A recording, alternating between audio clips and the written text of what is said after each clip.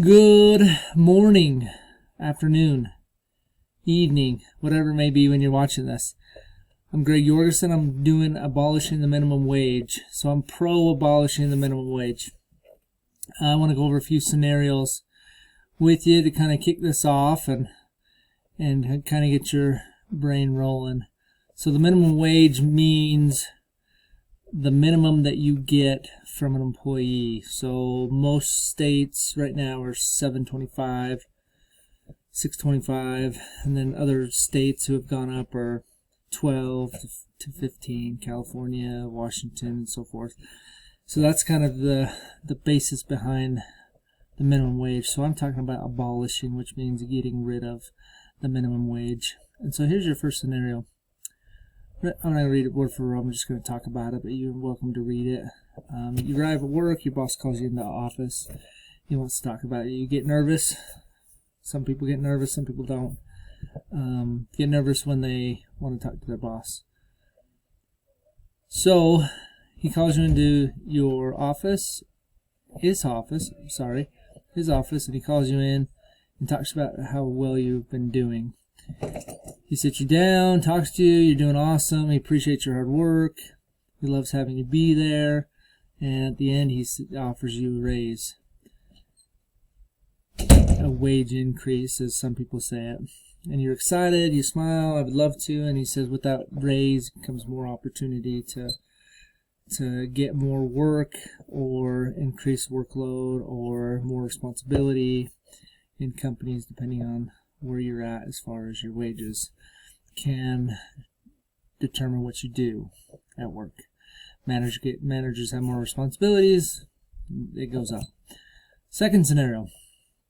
So first of all, the first scenario everybody would love, right? Second scenario. You arrive at work, same situation. Your boss calls you in.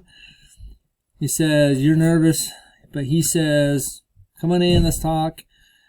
And you're like, okay, that's fine, let's talk. And he says, the state or the federal government has just made us raise our minimum wage from $7.25 to $12.75. And he says, unfortunately, that is above my budget, and he has to let you go. And you say, well, what's the problem? It's just a raise in my pay. And he explains to you that he's got a certain budget that he's got to run by. Because he's required to pay each employee more, he has to cut back to save on his budget so he doesn't go under. And so you lose your job. I've been in this situation, not as far as the federal government, but as far as the company coming to me and saying, our budget is not working, we have to let you go. And I asked that I could take less or whatever, and they said the federal government wouldn't allow them, because of my job title, wouldn't allow them to pay me any less. It was against the law. So they had to let me go. So I had to find a new job. So it wasn't a bad thing. It was hard. Who likes changing jobs? Nobody. But that's kind of the situation we're in. So one scenario is really awesome. Everybody wants that. With this scenario, nobody wants that. So I'm going to go through some topics and talk about the minimum wage. Ben, I don't know how to say his last name, I apologize. Talking about the food prices, says the minimum wage acts like a tax on business, and they act accordingly. So they have to. They have to pay that, so it is a tax. And so with that tax, they have to budget it in, they have to rearrange their money flow or whatever, and usually it ends up going towards the consumer or to the customer. If we're talking about food prices either go up or they have to lose staff, so they're less staff, and they can't hire as many people, so people lose their jobs and so forth. In Seattle minimum wage, they found that on one hand it raised hourly wages by an average of 8 to 12. On the other hand, it led to significant reduce in the rate of new entries in the workforce. So that's another thing we're dealing with. If you raise the minimum wage instead of just getting rid of it and letting your employee pay you what you negotiate with him, what you think you're worth, the federal government says, hey, we're going to up it. We're going to do it to 12. Now you're taxed. The businesses are taxed and have to pay that, or they get fined, or whatever it may be. So that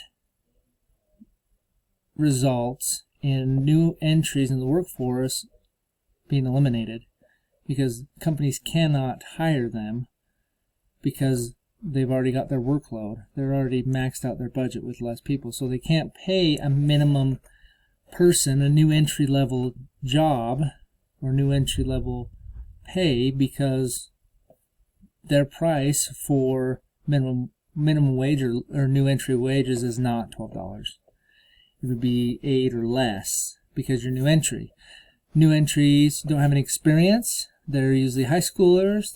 Some college students have new entries where they don't know anything about it. So that minimum wage is supposed to act as a beginning pay, which it is, but the business should have the right to negotiate with the person getting hired to set what they should get paid for.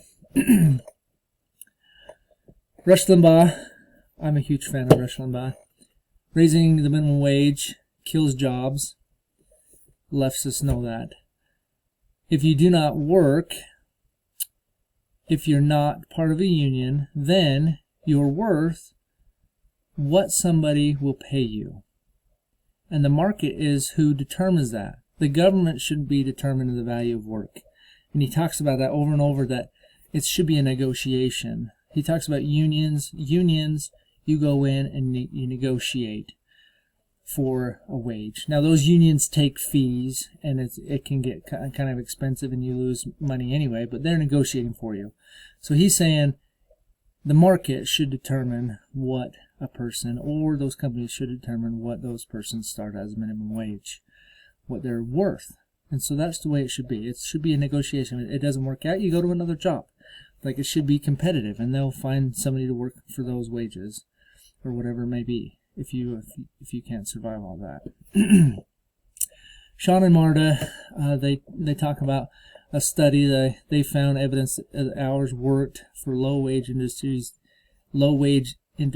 decreased, because if the minimum wage goes up, those low wages disappear and it decreased. So everything's up, and so those new entries are affected by that. There are small short-run effects of the minimum wage on employment, but a large negative effect on long-run employment, because they can't sustain it unless they pass it on to the consumer, and the consumer continues to pay. It's a huge trickle-down effect. I know my opponent is going to be talking about the pros. I just wanted to get them out. Just be straightforward with you. Raising the minimum wage, they talk about, helps regular families keep up with the price of inflation, putting more money in people's hands, increasing wages and spending raises demands and creates more jobs. Workers stay with employers longer. Lower employment and higher wages increases tax revenue. When workers earn higher wages, they rely less on government safety nets, which sometimes is possible, but the overlooking arching thing, the big picture, is it's not working. All the research I've read and done, it's up and down, and that's how the market is.